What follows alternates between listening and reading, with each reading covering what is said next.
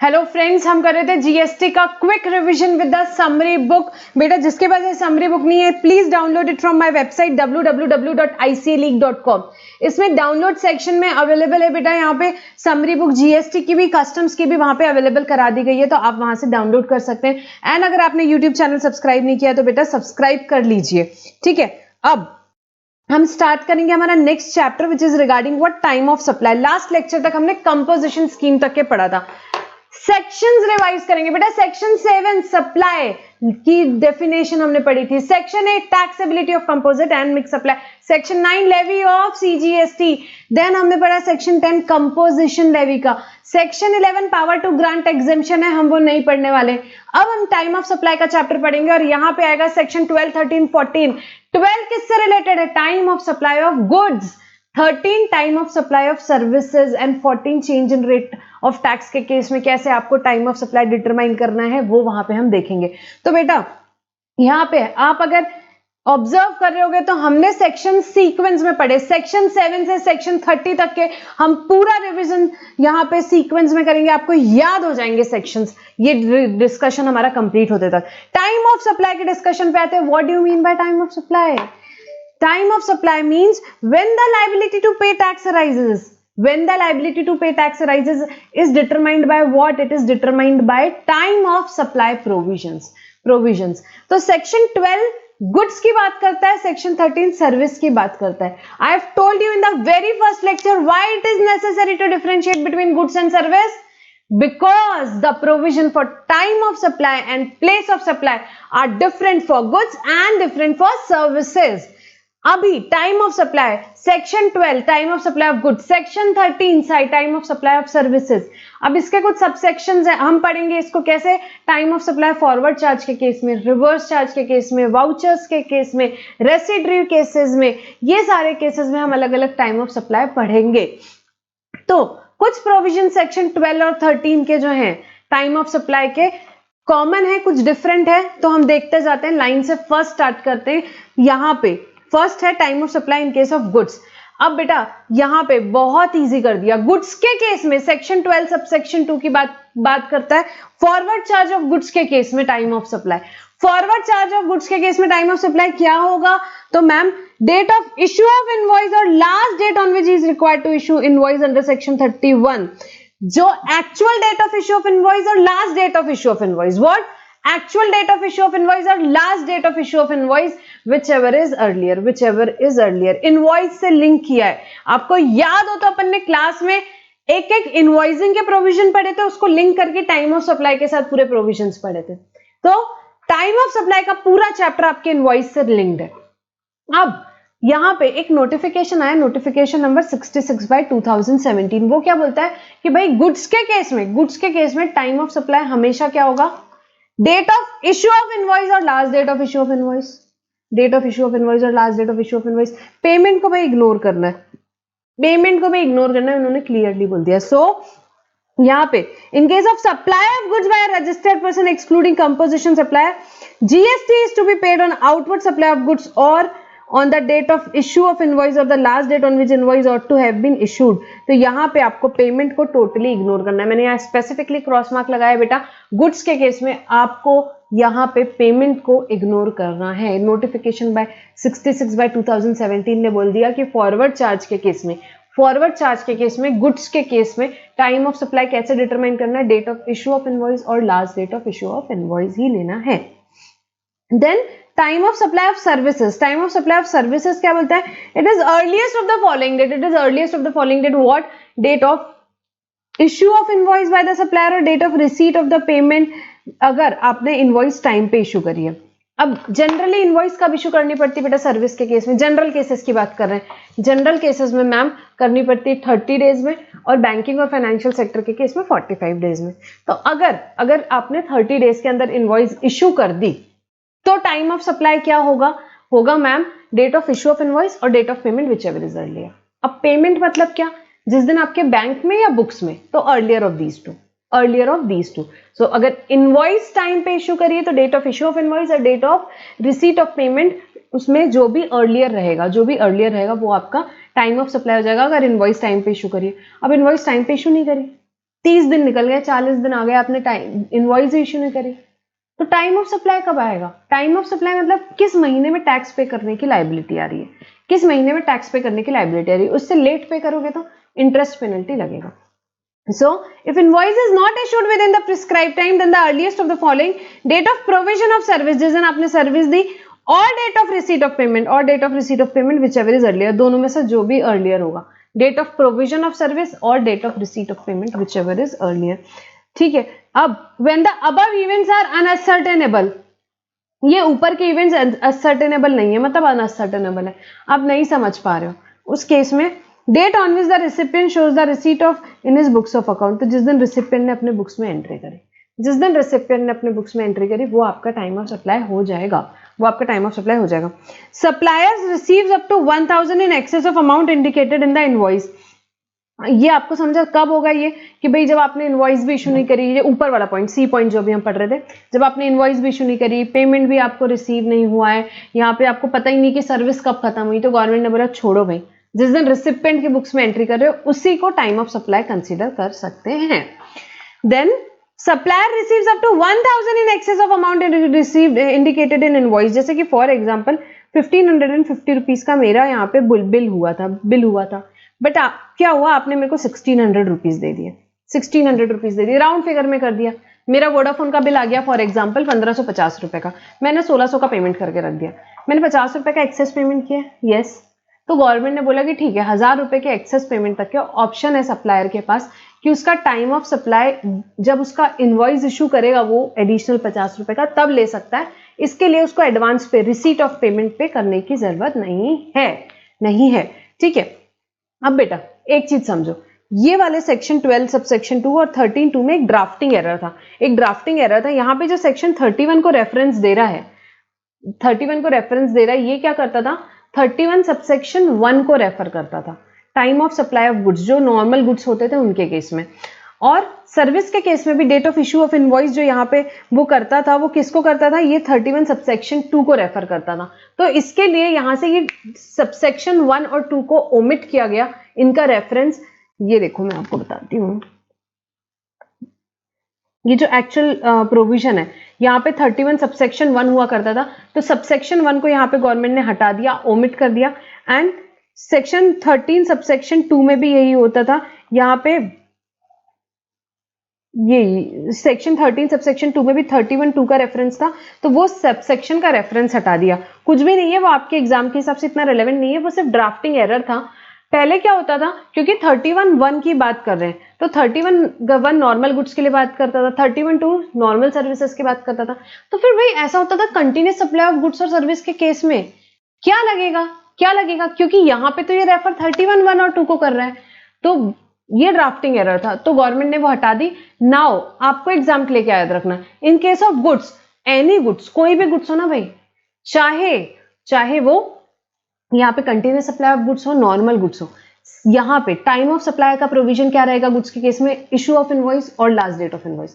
और सर्विस के केस में भी, चाहे वो नॉर्मल सर्विस हो, चाहे कंटिन्यूस सप्लाई सर्विस हो, कोई भी सर्विस हो, उस पर प्रोविजंस कौन से लगेंगे, यही वाले सेम जो हमने अभी डिस्कस किए, वो सारे केसेस में लगेंगे. ठीक है, I hope it is clear. Next, time of supply in case of reverse charge. Reverse charge के केस में क्या होगा, रिवर्स चार्ज में बेटा क्या होता है, रिसिपिएंट की लायबिलिटी है टैक्स पे करने की, बट कब वो ये प्रोविजन बताएगा.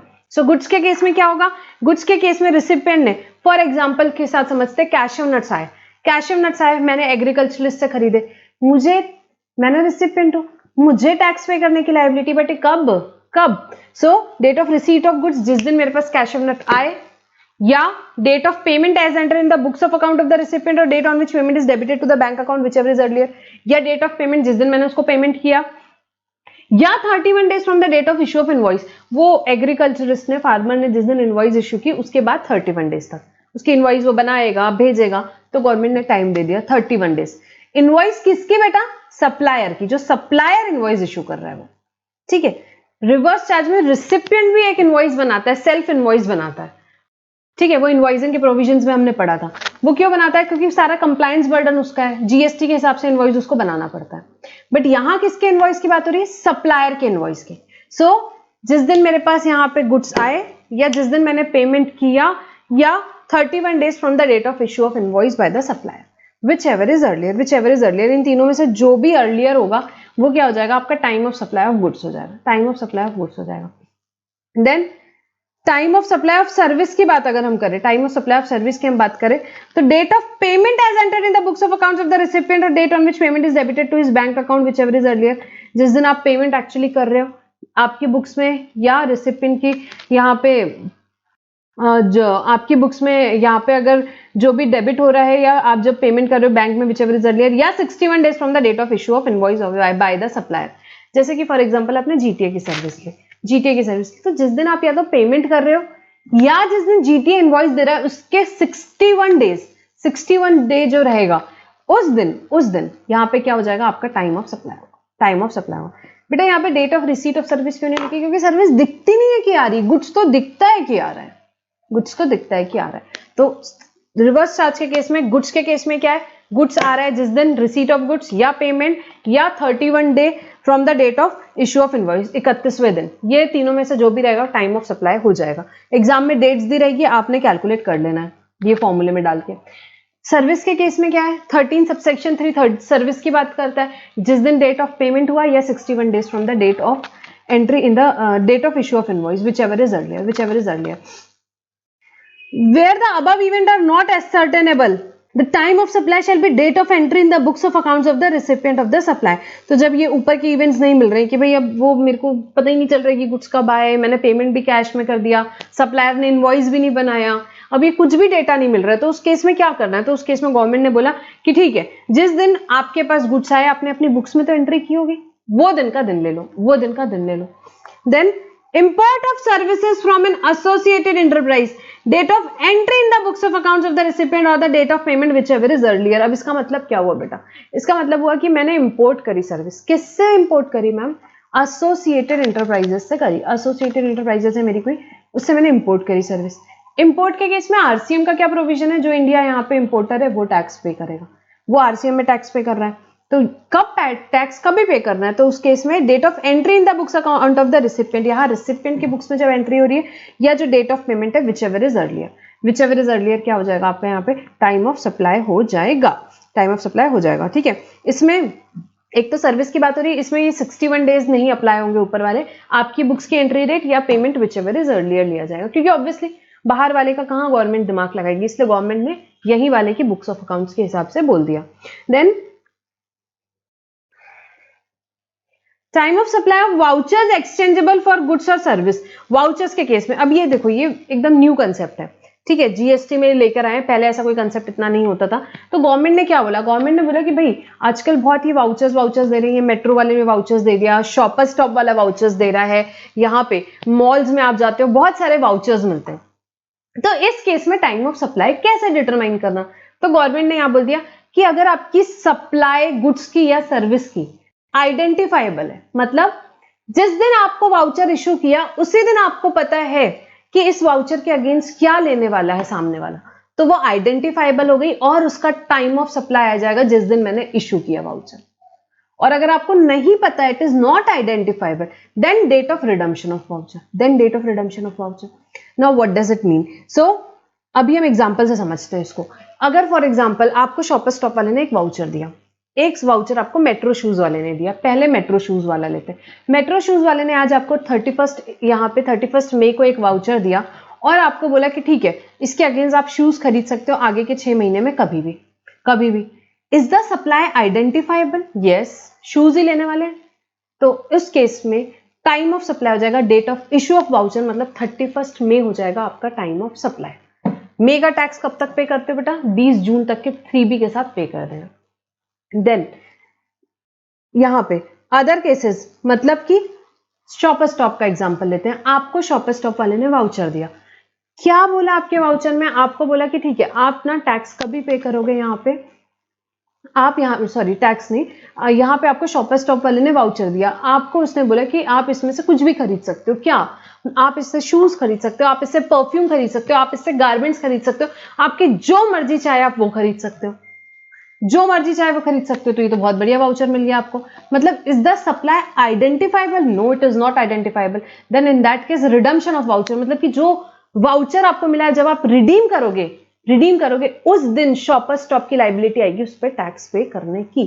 फॉर एग्जांपल 31 मई को आपको शॉपर स्टॉप ने वाउचर दिया, आप रिडीम करने गए अक्टूबर, 15 अक्टूबर को आपने वो वाउचर रिडीम किया, तो 15 अक्टूबर को वो जो वाउचर है वो उसका टाइम ऑफ सप्लाई आएगा और शॉपर स्टॉप को टाइम ऑफ सप्लाई की लाइबिलिटी कब आ जाएगी? अक्टूबर मंथ में। पेमेंट कब करेगा? 20 नवंबर। सो ये हो गया वाउचर्स का discussion. Time of supply of goods and services in residual cases, बचे हुए रेसिडुअल केसेस में मतलब where a periodical return is required to be filed, due date of filing such return, मतलब जब आप पीरियोडिकल रिटर्न फाइल करना चाहते हो तो due date of filing such return, and in all other cases date of payment of tax, बाकी सारे cases में date of payment of tax रहेगा आपका time of supply. Then time of supply for addition in value by way of interest, late fee, penalty for delayed payment of consideration. अब यहाँ पे क्या हुआ बेटा, आपका पेमेंट, आप मेरे से मोबाइल खरीद के लेके गए, आपने बोला मैम मैं अभी हफ्ते भर में पेमेंट भिजाता हूँ, मैंने बोला ठीक है आप हफ्ते भर में पेमेंट भिजा देना, बट अगर आपका 1 वीक से लेट हुआ तो आपको 500 रुपीज का मैं यहाँ पे पेनल्टी लगाऊंगी। आपने बोला बिल्कुल लगा दीजिए, मैं पक्का अभी भेजता हूँ हफ्ते भर में पेमेंट। आप घर गए, आप भूल गए, फिर आपने मुझे 15-20 दिन बाद पेमेंट भिजवाया, मैंने उसमें 500 रुपीज आपने मेरे को डिले पेमेंट चार्जेस भी भिजवाए, तो उसका टाइम ऑफ सप्लाई 500 रुपए का कब आएगा? तो जिस दिन वो पेमेंट रिसीव हो, जिस दिन मैंने सप्लाई किया था, क्या उस दिन मुझे पता था कि आपको मैं 500 रुपए की पेनल्टी लगाऊंगी? नहीं, तो उस दिन उसका टाइम ऑफ सप्लाई कैसे आ सकता है? इसलिए गवर्नमेंट ने क्लियर किया कि जो डिलेड पेमेंट ऑफ कंसिडरेशन के लिए इंटरेस्ट लगे, पेनल्टी लगे, लेट फीस लगे, उसका टाइम ऑफ सप्लाई कब आता है? जब वो पैसा आएगा। Where the supplier receive such addition in value, ठीक है। तो ये हमने सेक्शन 12 और 13 पढ़ा, फॉरवर्ड चार्ज में, रिवर्स चार्ज में, वाउचर्स में, रेसिडरी केसेस में और इंटरेस्ट लेट फी पेनल्टी के केस में। और ये interest late fee penalty valuation के चैप्टर पढ़ेंगे तब वहां पे आएगा, उसे इंक्लूजन में लिया जाता है, इसके बाद पढ़ेंगे तब आपको ध्यान में आ जाएगा। Next is change in rate of tax की बात करेंगे। Change in rate of tax में क्या होता है बेटा, अभी जीएसटी जब से आया गवर्नमेंट कंटिन्यूअसली रेट्स चेंज कर रही है। अब फॉर एग्जांपल 1 अक्टूबर के पहले कोई गुड्स या सर्विसेज पे 12% का रेट था, वो फॉर एग्जांपल चेंज होकर 18% हो गया। मतलब पहले पुराना रेट, फिर नया रेट आ रहा है, ऐसे बहुत सारे 18 का 28 हो रहा है, 28 का 18 हो रहा है, तो ऐसे काफी सारे रेट चेंजेस हो रहे हैं। तो इस केस में टाइम ऑफ सप्लाई कैसे डिटरमाइन करना, तो बेटा इस केस में 12-13 के हिसाब से नहीं करना है, सेक्शन 14 के हिसाब से करना है, ठीक है। अब किस केस में, देखो कोई भी सप्लाई होती है तो 3 चीजें होती है, एक होता है गुड्स का आप सप्लाई कर रहे हो, सप्लाई ऑफ गुड्स और सर्विसेज, सेकेंड इवेंट होता है आप इनवॉइस इशू कर रहे हो, और थर्ड इवेंट होता है कि आपको पेमेंट रिसीव हो रहा है। तो अब इन तीनों इवेंट में से सप्लाई, इनवॉइस एंड पेमेंट, आपको देखना है इसमें से 2 इवेंट्स कब हो रहे हैं, पहले या बाद में, रेट चेंज होने के पहले या बाद में, जिस साइड हो रहे हैं वो वाला रेट ले लेना है एग्जाम के लिए। सो अगर if any of the 2 events before the change in rate then the old rate, any of the 2 events after the change in rate new rate. सीधा एग्जाम के लिए आपको इतना ही याद रखना है। देखो अब हम देखेंगे यहां पे, जैसे कि हमारे एग्जाम्पल के लिए आपका 1 अक्टूबर से रेट चेंज हो रहा था, 1 अक्टूबर से रेट चेंज हो रहा है, ठीक है। 1 अक्टूबर के पहले 12% रेट था, 1 अक्टूबर के बाद 18% रेट हो गया। तो 1 अक्टूबर के पहले आपका सप्लाई और इनवॉइस दोनों पहले हो गया, और आपका पेमेंट बाद में हो गया, तो आपको कौन सा रेट लेना पड़ेगा, तो आप ओल्ड रेट लोगे। अब फॉर एग्जांपल आपका सप्लाई, इनवॉइस, इन दोनों में से सिर्फ सप्लाई पहले हुआ या इनवॉइस और पेमेंट दोनों बाद में हुआ, तो आप कौन सा रेट लोगे बेटा, आप न्यू रेट लोगे। तो आपको देखना है कि आपके 2 इवेंट्स कहां हो रहे हैं, सप्लाई, इनवॉइस और पेमेंट में से, ठीक है। अभी एग्जाम के लिए आपको इतना ही याद रखना है। नेक्स्ट जॉइंट डेवलपमेंट एग्रीमेंट हमने बहुत डिटेल में पढ़ा था, इसमें अल्टीमेटली आपको याद क्या रखना है, आपको ये याद रखना है बेटा कि जीडी जो होते हैं, जॉइंट डेवलपमेंट एग्रीमेंट्स जो होते हैं, उस केस में टाइम ऑफ सप्लाई कब आता है, तो टाइम ऑफ सप्लाई आता है जिस दिन अलॉटमेंट लेटर इशू होता है। So GST is to be paid at the time when the possession or right in property is transferred to a landowner by entering into a conveyance deed या similar instrument, example allotment letter। तो जिस दिन आपका land owner enter हो रहा है किसी deed में या इंस्ट्रूमेंट में, उस दिन रहेगा time of supply. Then special procedure for determining time of supply of service in certain cases. अब ये किसकी बात कर रहा है, ये हमने जो आरसीएम वाले चैप्टर में पढ़े थे, आपको याद हो तो यहां पे अगर एनी पर्सन अपने टीडीआर FSI या यहाँ पे डेवलपमेंट राइट्स किसी प्रमोटर को ट्रांसफर कर रहे हैं यहाँ पे, तो रिवर्स चार्ज वाले चैप्टर में हमने क्या पढ़ा था कि वो प्रमोटर की लाइबिलिटी है उस पर टैक्स पे करने की, प्रमोटर की लाइबिलिटी है उस पर टैक्स पे करने की, बट प्रमोटर की लाइबिलिटी है उस पर टैक्स पे करने की प्रोवाइडेड कि सारे flats are sold before OC, before completion certificate. ये जितने फ्लैट्स हैं ये कंप्लीशन सर्टिफिकेट के पहले बिक जाने चाहिए। All the flats are sold before completion certificate. उस केस में रिवर्स चार्ज में जो प्रमोटर की लाइबिलिटी आती है वो एग्जेम्प्ट हो जाएगी और promoter is not required to pay tax in that case. ऐसा यहाँ पे गवर्नमेंट ने बोला, यहाँ बोला। अब गवर्नमेंट ने यहाँ पे एक चीज बोली कि अगर प्रमोटर यहाँ पे पूरे फ्लैट्स नहीं बिक पाए, फॉर एग्जाम्पल ये वाले 3 फ्लैट्स जो है ये नहीं बिक पाए, कंप्लीशन सर्टिफिकेट आ गया, तो उस केस में क्या होगा, आपका एग्जेम्पशन विड्रॉ हो जाएगा और आपको टैक्स पे करना पड़ेगा। किस दिन? टाइम ऑफ सप्लाई का चैप्टर बोलता है किस दिन the liability to pay tax shall arise on the date of issue of completion certificate और first occupation of the project whichever is earlier. जिस दिन यहाँ पे आपको कंप्लीशन सर्टिफिकेट या फर्स्ट ऑक्यूपेशन मिलेगा उस दिन आपका यहाँ पे टाइम ऑफ सप्लाई आ जाएगा और आपको टैक्स पे करना रहेगा। ठीक है, सो फ्रेंड्स यहाँ पे हमारा कंप्लीट होता है टाइम ऑफ सप्लाई का डिस्कशन कंप्लीट करते हैं हम इस चैप्टर में। ठीक है, तो इस चैप्टर में डेफिनेटली आपको एग्जाम में कुछ ना कुछ पूछा जा सकता है, इंपॉर्टेंट चैप्टर है एग्जाम पॉइंट ऑफ व्यू से। न्यूमेरिकल प्रॉब्लम्स अपन ने काफी सारे सॉल्व किए थे और उस टाइप के प्रॉब्लम्स एग्जाम में आने के फुल चांसेस हैं। So friends, will stop our discussion over here. Thank you for now.